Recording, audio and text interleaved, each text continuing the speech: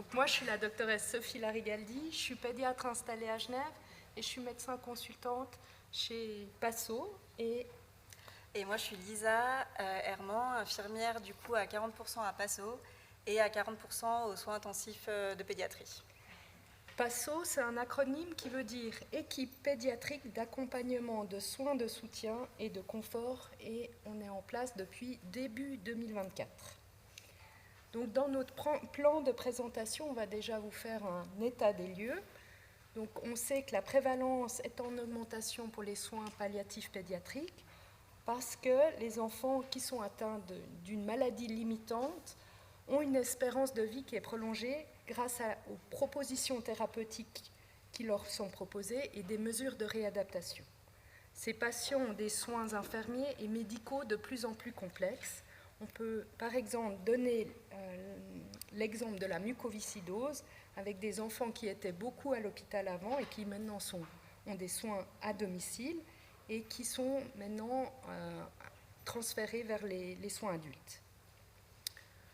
Il y a une disparité sur le territoire suisse des soins palliatifs pédiatriques. À Genève, il faut imaginer qu'il y avait une infirmière dédiée à 30% d'oncologie pédiatrique depuis 2007 et pas d'équipe de soins palliatifs pédiatriques en tant que telle qui s'occupait également des autres pathologies hors oncologie. Donc depuis 2024, il y a Passo. En Suisse, il y a une disparité aussi régionale. Donc Zurich et Berne ont été les précurseurs en soins palliatifs pédiatriques. Il y a 5 centres en Suisse alémanique et 2 en Suisse romande, Genève et Lausanne. Mais Lausanne existe déjà depuis 20 ans. À Zurich et Berne, il y a déjà des hospices de fin de vie et de répit, dont l'hospice Alani qui a ouvert en été 2023, et à Zurich, c'est Flamingo depuis l'été 2025. Nos défis, c'est la coordination, parce que ces soins sont de plus en plus complexes avec de nombreux intervenants, des spécialistes, des soignants intra-hospitaliers et extra-hospitaliers. Et puis, le but, c'est qu'on puisse intervenir le plus précocement possible dans les situations, si possible, dès que le diagnostic est posé. Il y a une acceptation culturelle qui est encore plus stigmatisante. La stigmatisation du terme palliatif en pédiatrie est aussi un défi.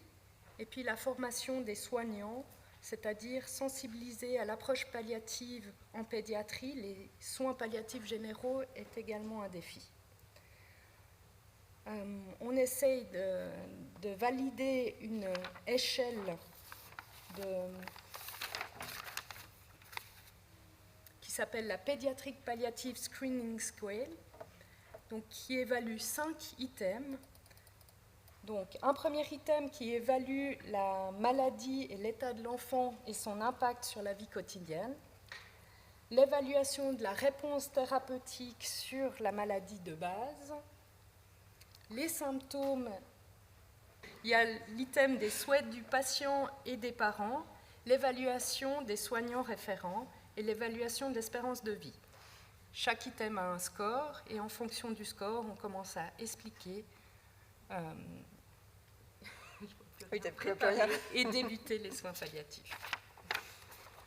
On a une population cible qui est faite de 6 groupes de patients, donc des enfants qui ont des conditions dans lesquelles ils ont encore des traitements curatifs possibles. Il y a des périodes d'incertitude, des tentatives de traitement curatif qui sont inefficaces, et on peut donner l'exemple de cancer, de pathologies cardiaques, rénales ou hépatiques. Par exemple, les enfants qui vont avoir une transplantation hépatique pour une maladie métabolique. Un deuxième groupe d'enfants, c'est des enfants qui ont une mort prématurée inévitable, mais qui peuvent avoir une longue période de traitement intensif pour prolonger leur vie et où il faut aussi leur permettre de participer à des activités normales pour leur âge, par exemple l'école. On peut parler plus près. Oui. Ok, tu parles plus près. Donc on peut donner l'exemple des dystrophies musculaires ou également de la mucoviscidose.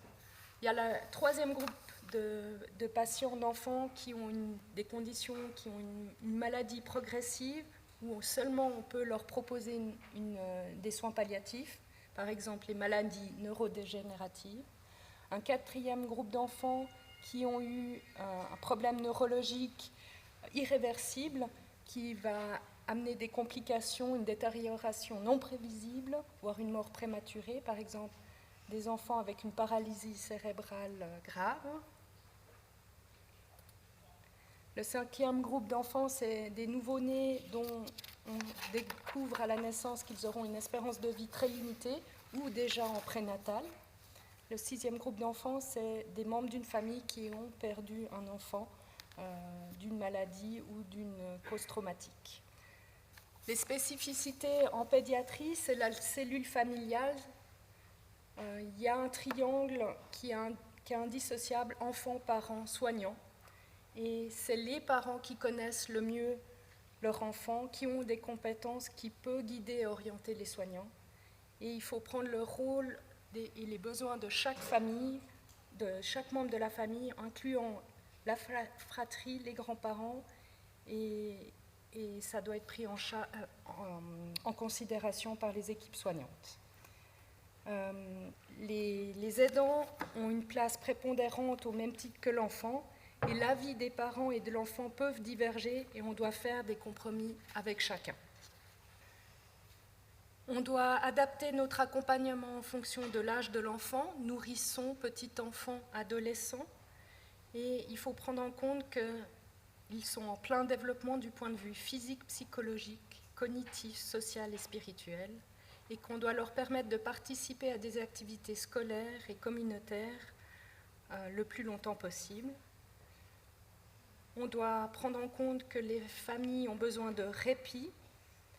C'est des parents qui s'épuisent car ils doivent gérer la maladie de leur enfant, gérer la fratrie, et que cela peut durer des décennies, et qu'on doit être aussi le fil rouge entre les différents spécialistes et le long parcours pédiatrique.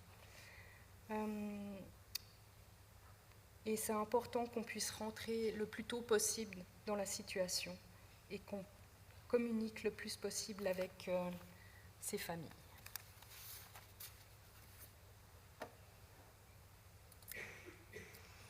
Alors ça, c'était un petit peu l'état des lieux et nos défis qu'on a un petit peu au quotidien. Mais nous, en tant qu'équipe PASSO, qu'est-ce qu'on fait, comment on agit et quelles sont nos ressources? Donc on a un binôme médico-infirmier, on a à peu près 40%, non, on n'a pas à peu près, on a 40% médecins et puis 80% infirmiers. Donc on est 2 infirmières et on a toutes les deux du coup, on travaille dans une autre unité à côté, c'est-à-dire que ma collègue travaille en oncologie pédiatrique et puis moi aux soins intensifs de pédiatrie. Comme ça, on trouvait que ça complétait aussi bien l'activité PASSO. On suit les familles, les enfants et les familles pendant les hospitalisations. C'est la majorité à peu près de notre suivi. En ambulatoire, et aussi on fait des visites à domicile pour permettre d'éviter certaines hospitalisations, plutôt certaines consultations, et de pouvoir amener un petit peu l'hôpital. Alors on n'amène pas nous-mêmes l'hôpital à la maison, mais de pouvoir que les parents ne se déplacent pas forcément à chaque fois à l'hôpital et qu'on puisse leur proposer cette solution-là. On est quand même une deuxième ligne, donc c'est-à-dire qu'on ne prend pas la place de la première ligne qui sont les équipes de soins, les spécialistes, ceux qui suivent les enfants. Nous, on arrive en soutien, si difficulté, c'est plutôt eux qui vont nous présenter à leurs patients, qui vont nous orienter les patients afin qu'on puisse collaborer ensemble. Voilà, on ne fait jamais ça vraiment seul de notre côté. Il y a certaines fois où on switch un petit peu en étant équipe de première ligne, mais ce sera vraiment sur des cas exceptionnels, notamment sur des fins de vie à domicile par exemple. C'est nos médecins PASSO et notre équipe PASSO qui va être le relais privilégié pour les équipes extra-hospitalières.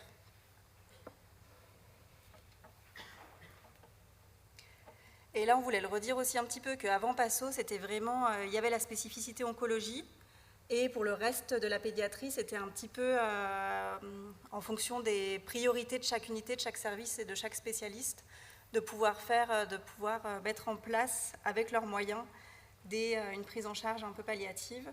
Et donc il y avait des inégalités vraiment importantes entre toutes les différentes pathologies des enfants, toutes les différentes prises en soin. Nos missions, on en a pas mal. Donc généralement on est un petit peu appelé pour ça aussi, c'est pour élaborer, discuter et valider les projets de soins anticipés. Il y a pas mal d'équipes qui nous appellent pour ça. Donc généralement nous on aime bien rentrer dès le diagnostic, donc quand on arrive là, pour nous c'est un petit peu tard. Mais voilà, on n'existe que depuis 2 ans aussi et il faut qu'on rentre tout doucement aussi. On discute beaucoup de la qualité de vie, donc un petit peu le projet de vie, élaborer un projet de vie avec cette famille, avec cet enfant.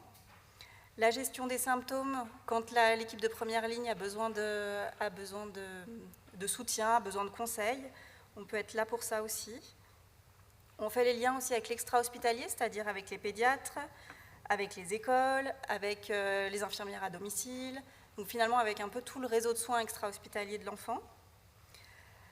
La coordination du coup avec les soins à domicile, le lien avec les familles, comme disait Sophie, on est vraiment le fil rouge pour ces familles-là. Il faut savoir que ces familles dans la pédiatrie, finalement, elles vont un petit peu naviguer, c'est-à-dire qu'elles vont changer de service par moment, elles vont venir en consultation, elles vont être hospitalisées dans un certain service, dans un autre. Et nous, on va arriver à être le fil rouge, finalement, la tête connue et les personnes qui connaissent cet enfant et cette famille. Et on va pouvoir donner des informations pour que les soins se fassent au mieux selon les volontés de cette famille et suivant leur projet de soins et leur projet de vie.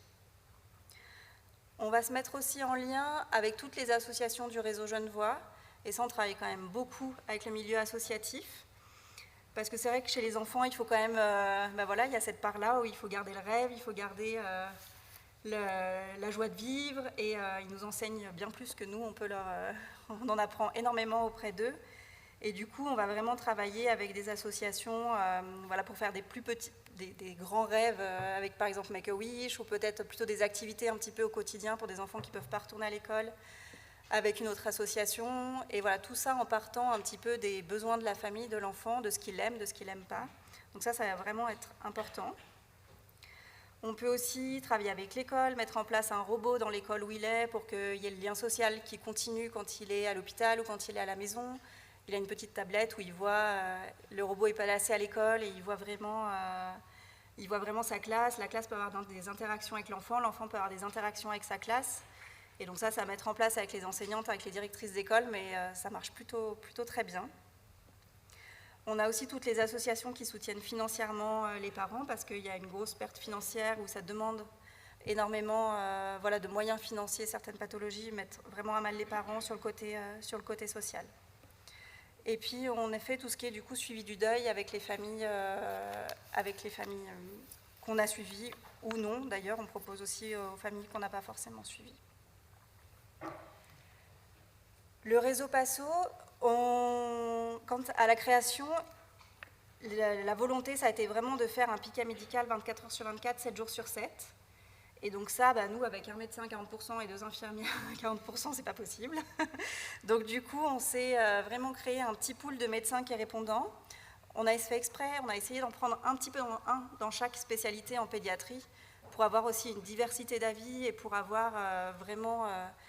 des fois, on fait aussi des réseaux un petit peu entre nous, comme ça, chacun amène un peu sa spécialité, son point de vue, et c'est beaucoup plus riche. Donc on a un médecin en soins intensifs, un médecin en néonatologie, un médecin en pédiatrie générale, un en oncologie, un médecin aux urgences pédiatriques, et du coup Sophie qui est pédiatre installée. Comme je vous disais tout à l'heure, notre réseau, c'est vraiment notre sans réseau, on peut pas faire de soins palliatifs pour nous en pédiatrie, puis je pense un peu de façon générale. Et on s'est vraiment mis de, enfin comment dire, on s'est vraiment entouré de tout un tas de professionnels qui vont pouvoir agir auprès des enfants, qui vont pouvoir les soutenir dans leur vie, qui vont pouvoir les soutenir dans leur projet de vie et dans leur projet de soins. Donc on revoit les écoles spécialisées aussi, les soins à domicile, les associations. Il ne faut pas qu'on oublie aussi tout ce qui est physio, ergo, logo, diététicien, pharmacien. Tout ça, c'est vraiment des personnes qu'on sollicite aussi au quotidien. Les aumôniers, les accompagnants spirituels, vraiment, on fait un travail formidable et c'est un travail qui est en train de grandir et qui et qui est vraiment très beau parce qu'on va commencer à pouvoir faire des consultations conjointes selon leur disponibilité. On va pouvoir faire des matinées avec des consultations conjointes comme ça d'emblée. Et ça, c'est vraiment quelque chose qui est nouveau et qui est en train d'émerger. On est vraiment content. Donc on a quelques référentes aumôniers avec qui on travaille, avec qui on collabore le plus, et puis après c'est elles qui relaient. Mais on a vraiment vu que de proposer l'aumônier, alors on le propose de plus en plus, et je trouve qu'il est de plus en plus accepté, mais de le proposer, souvent on me dit « oh non, j'en ai pas besoin, non, je vois pas trop à quoi ça me servirait », et que finalement si on arrive d'emblée toutes les deux à la consultation en disant « bah voilà, on est le binôme, on est l'équipe », et ben la communication se fait beaucoup mieux et les gens se saisissent beaucoup mieux de cette ressource-là. On fait un gros travail aussi avec les assistantes sociales parce que dans les familles, ça met quand même bien à mal au niveau social. Il y a souvent un parent qui est obligé de s'arrêter de travailler. Il y a quand même... Donc on a vraiment un besoin d'accompagnement social qui est très fort. On travaille aussi un petit peu avec la médecine intégrative, on commence. Et puis vraiment médecin traitant, médecin spécialiste et l'équipe médicale vraiment de première ligne des enfants, ça c'est vraiment notre travail de collaboration de base. Il y a aussi avec le centre Corail aussi qui nous adresse des patients mais avec lequel on collabore. Et puis il y a également aussi, on est appelé à mettre par exemple des protocoles de soins à Clairbois pour les enfants qui passent leur journée là-bas et qui auraient besoin de traiter des symptômes. Donc voilà, on a une activité qui est quand même assez large. Pour pouvoir faire tout ça, on a des référents de soins palliatifs dans les unités. Donc le but, ce serait vraiment à terme de pouvoir les sensibiliser à pouvoir faire des soins palliatifs généraux dans les étages, dans les unités, et puis que nous, on vienne vraiment une équipe de soins palliatifs spécialisés. Il y a un gros travail à faire en pédiatrie, on y arrive, on y met du cœur, mais voilà, il faut se laisser aussi du temps et ça vient tout doucement et on a déjà pas mal avancé quand même. Donc du coup, on travaille, on collabore avec des référents dans chaque service, dans chaque unité. Donc les 36 référents tous domaines confondus, c'est un petit peu la petite fleur que je vous ai montrée avant avec toutes les différentes professions avec lesquelles on peut travailler. On a 2 référents, que ce soit infirmiers ou aides-soignants. On a aussi des aides-soignants qui sont par unité en pédiatrie. On se fait une matinée de rencontre générale. Généralement, c'est quand il y a l'après-midi des référents pour les adultes. Donc on essaye de faire une journée complète, un peu pédiatrie, plus spécifiée pédiatrie le matin. Et puis comme ça, on va aussi à l'après-midi des référents communes. On a pu mettre en place des ateliers toucher massage pour nos référents afin qu'ils puissent être ressources dans leur service. Et puis, on les accompagne sur des... En fait, chaque référent va un peu dégager les besoins de son unité et on va les accompagner pour développer les besoins spécifiques de chaque unité. Donc ça, c'est vraiment leur boulot à eux. Et nous, on va venir plutôt en soutien pour voir comment on peut les aider à augmenter et à performer les soins palliatifs généraux au sein de leur unité.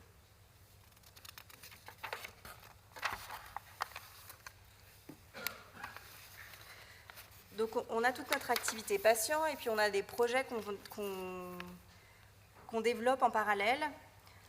Le groupe Hypnose, c'est un projet qu'on a développé assez rapidement à la création. C'est quelque chose qui nous tenait à cœur parce qu'on s'occupe des jeunes atteints de drépanocytose. Et en fait, on se rendait compte qu'ils ne se connaissaient pas du tout. Donc chacun était isolé un petit peu de son côté. Ils venaient en polyclinique, en hôpital de jour, mais ne se rencontraient pas forcément. Ils avaient un peu les mêmes problématiques. Et pour nous, de savoir qu'il y a d'autres jeunes qui ont eu la même chose qu'eux, dans la même ville, c'était important. Et de leur donner un outil en plus pour essayer à la gestion surtout de la douleur, quand la douleur commençait à monter. Donc ils ont un lundi par mois où il y a un groupe hypnose qui a été spécifiquement pour eux, qui a été créé. Ils sont à peu près 5-6. Et finalement, on se disait, quand ils font leur groupe hypnose, ils ne parlent pas plus non plus. Chacun se regarde et personne ne se parle pour faire son hypnose. Donc on a agrémenté ça après d'un goûter à la suite, comme ça crée un moment d'échange, un moment de convivialité. Et là, il y a eu un petit peu de connaissance qui s'est créé. En projet, on a aussi le développement d'Anticiped. Donc ça, c'est vraiment un projet, alors c'est pas du tout à notre initiative et on s'est greffé dessus, c'est pour développer un peu Anticipaction du côté pédiatrique. Donc voilà, pour favoriser l'élaboration du projet de soins anticipés.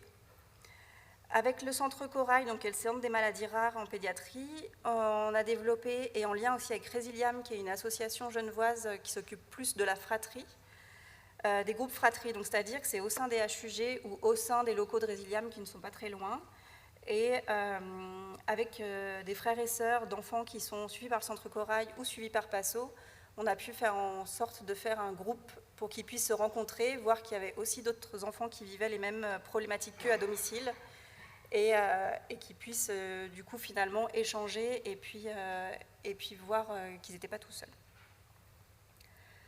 On venait aussi, Sophie vous a parlé de la Papascal, du coup pour l'identification. À ce jour, on n'en a aucune qui est validée en français, elle est en anglais, et du coup on est en cours de traduction pour l'avoir en français pour pouvoir s'en servir, parce qu'actuellement, vu qu'elle n'est pas validée, on ne peut ni la retrouver sur des pays, voilà, on ne peut pas l'utiliser officiellement. Et puis on va faire partie de la révision pour le Conseil d'éthique sur les soins palliatifs pédiatriques.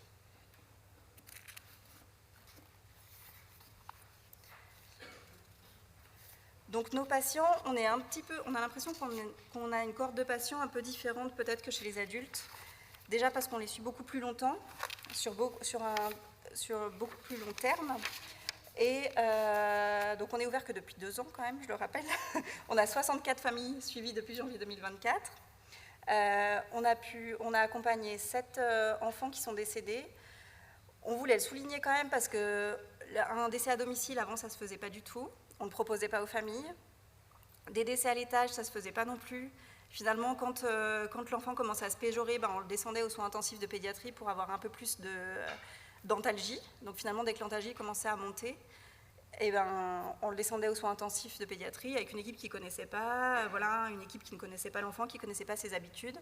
Donc pour nous, c'était important que les équipes connaissant l'enfant sur des années puissent accompagner ces enfants-là. Un décès en néonatologie et 3 aux soins intensifs. On collabore aussi beaucoup avec les soins intensifs. Et ils commencent à faire de plus en plus appel à nous pour certaines choses, donc on est plutôt contents. Et on suit 4 familles du coup dans leur phase de deuil après. 43 consultations à domicile, 50% des consultations pendant les hospitalisations. Ça, c'est vraiment, pendant les hospitalisations, c'est vraiment le cœur de notre travail. On les voit beaucoup plus en hospitalisation, enfin en milieu hospitalier, dans toutes les unités de l'hôpital des enfants. Et on est, depuis 1 an, je dirais, on est intégré directement dans les bilans de pré-greffe de moelle osseuse et les bilans pré-greffe hépatiques. Donc ça y est, c'est acté, c'est en route. Les perspectives, donc, on dépend des financements privés parce que la facturation, il y a plein de choses qui ne sont pas facturables en temps d'ARMED. Il y a plein de discussions, protocoles de soins qui sont élaborés, qu'on ne peut pas facturer. Donc on dépend de financements privés dont le principal qui était dès le début, c'est la Fondation San Filippo. On doit étoffer l'équipe, c'est-à-dire un médecin à 40%, au fil des jours, des semaines, c'est quand même lourd à porter. Donc il faut qu'il puisse partager ce médecin avec des collègues, mais aussi on a remarqué que le temps infirmier discuter avec les familles, discuter avec le réseau, ça prend vraiment du temps, donc il faudra qu'on étoffe aussi au niveau infirmier et puis aussi au niveau assistante sociale parce que ces familles ont vraiment besoin actuellement c'est vraiment une partie du travail infirmier, ça pourrait être pris en charge par l'assistante sociale. Donc, ce qui a été difficile dans le début de PASSO, c'est monter PASSO, mais en même temps commencer l'activité clinique de PASSO tout en devant pérenniser le côté financier. L'autre perspective, c'est continuer à sensibiliser et former les équipes équipes dans les étages, mais aussi sensibiliser les pédiatres genevois. Et puis, le futur travail, ce sera aussi de s'approcher des adultes pour faire la transition vers les adultes. Donc finalement, pour conclure, l'important, c'est qu'on puisse rentrer dans les situations paliatives pédiatriques le plus précocement possible, pas qu'on nous appelle une semaine avant qu'on pense que l'enfant va aller vraiment moins bien. C'est ce qu'on essaye de sensibiliser dans les services. Ça, c'est vraiment un petit peu ce qu'on a vécu au début de PASSO. Ouais. C'était vraiment que les soins palliatifs étaient encore très connotés fin de vie. Et ça, on a dû un petit peu sensibiliser toutes les équipes, médecins, infirmières, finalement, à que non, voilà. Ça peut être en même temps que le curatif. Au plus tôt c'est mis en œuvre, au mieux ce sera accepté par la famille et ça améliorera la qualité de vie des enfants et de leur famille. Et puis, de tenir compte de l'approche de la cellule familiale au sens large, donc vraiment de ces difficultés qu'ont les familles. Il y a les fratries, toujours aussi aller voir ces fratries, leur poser des questions de comment ils vont, les diriger vers justement Résiliam, de s'occuper du lien avec l'école.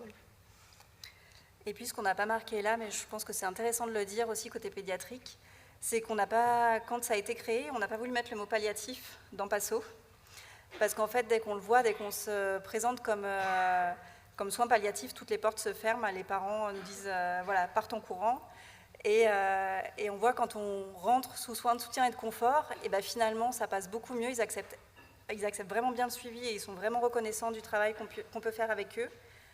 Et il y a une ou deux fois où il y a eu un petit couac où on a dit « Ah, vous êtes suivi par l'équipe de soins palliatifs ?» Et là, on dit « Ah non, pas du tout, moi pas du tout. » En fait, après, en redébriefant avec elle et en disant « Bah si, en fait, on fait des soins palliatifs et les soins palliatifs, c'est ça. » Ah, bah oui, je ne savais pas. Donc voilà, c'est vraiment, il y a encore, en tout cas au niveau pédiatrique, cette connotation et chez les parents et chez les soignants, et ça va être tout notre travail aussi.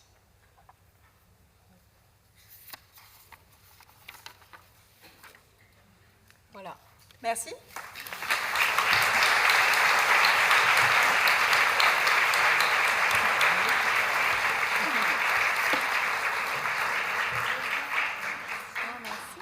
Bravo pour votre travail. Merci.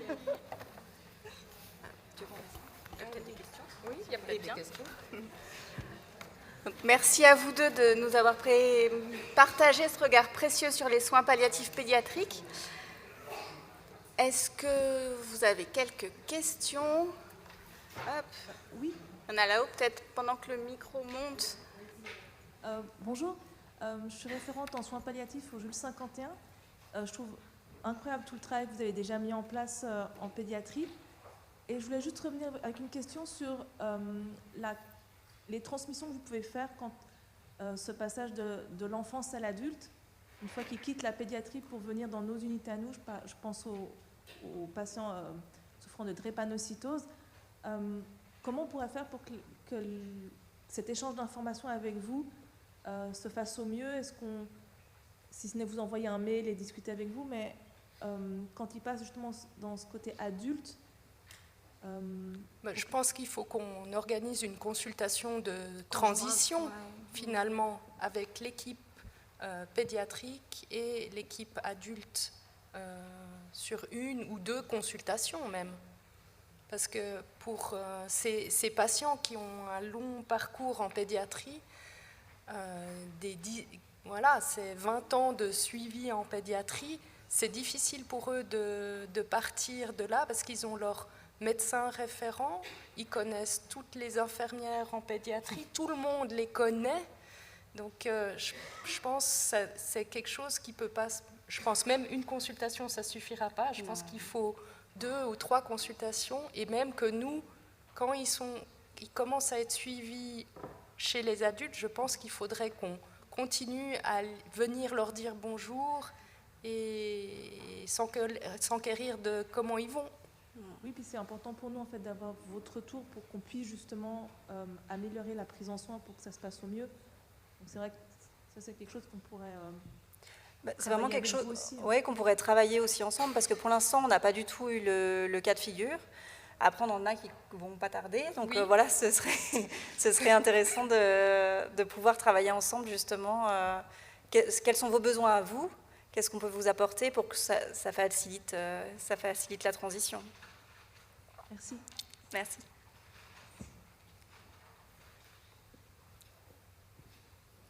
Je vous remercie de m'avoir donné la parole parce que ça s'enchaîne, c'est juste une information. Il y a un projet institutionnel qui s'appelle Transat et vous devriez vous rapprocher de ça pour la transition. C'est juste un commentaire. Merci. Bonjour, merci pour votre participation à cette conférence fort intéressante. Quelque part, quand on parle de pédiatrie et de soins palliatifs, il y a quand même quelque part un monde d'antinomique et contradictoire qui fait que beaucoup de gens se ferment à ce concept. Maintenant, moi, la question que j'aimerais poser, c'est concernant les proches aidants qui sont donc la famille, la fratrie et tout ce qui concerne les camarades d'école.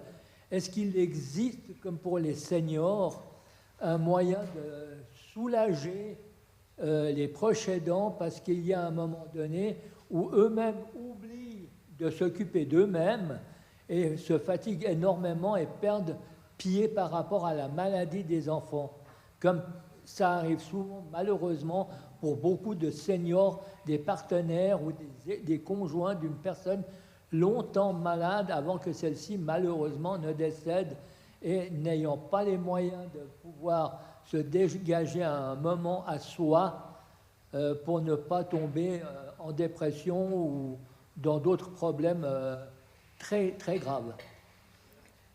En pédiatrie, on a l'IMAD, qui est les soins extra-hospitaliers pédiatriques, qui ont une antenne pédiatrique, qui ont une antenne de répit aux familles, du coup qu'on utilise quand même assez régulièrement, où il peut y avoir par exemple, soit emmener la fratrie à leur cours leur activité extrascolaire, et puis, ou alors garder l'enfant malade pour que justement le parent puisse avoir du temps pour lui. Ne serait-ce même des fois, elle nous demande juste pour aller chez le physio par exemple, c'est vraiment des fois des choses très concrètes. On peut avoir ça, ils peuvent aussi pouvoir faire les courses, faire le ménage, des choses comme ça. Il y a une petite contrepartie financière, mais on arrive toujours à se débrouiller quasiment à la prendre en charge si la famille ne peut pas la prendre en charge. Et on a aussi une association qui s'appelle Chaperon Rouge et qui permet aussi d'avoir des gardes pour les enfants. L'offre n'est pas énorme, mais il y en a un petit peu. Et quand ils sont hospitalisés, par exemple, quand ils sont hospitalisés pour une greffe hépatique ou une greffe de moelle, on essaye d'anticiper pour organiser justement leur journée pour que les parents puissent aussi, par exemple, on propose aux parents d'aller chez Otium, le centre Otium, ouais, où il y a des massages aussi, juste dans un service à côté de l'unité de greffe, pour qu'ils puissent recevoir un massage, par exemple.